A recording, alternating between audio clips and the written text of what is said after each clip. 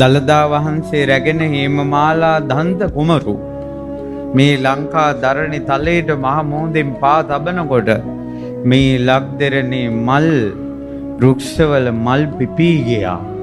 සුවඳ කුසුමන් වල සුවඳ මේ ලක්දෙරණේ පැතිරී ගියා.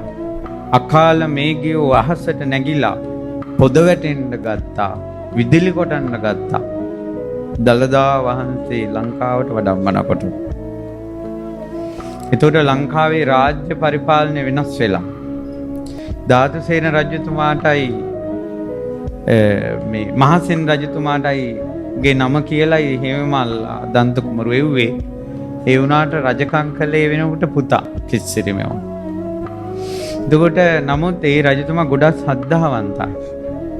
මහා විහාරයේ භික්ෂූන් වහන්සේලාට හේමමාලා දන්ත කුමරු බ්‍රාහ්මණ ස්වරූපයෙන් ගිහිල්ලා දළදා වහන්සේ ගැන විස්තර කියනකොට මහා විහාරීය භික්ෂූන් වහන්සේලා දුන්න සාදුකාරයෙන් රම්මැලි සෑ භූමිය සහිත මහා විහාරය ගිගුම් දුන්නා.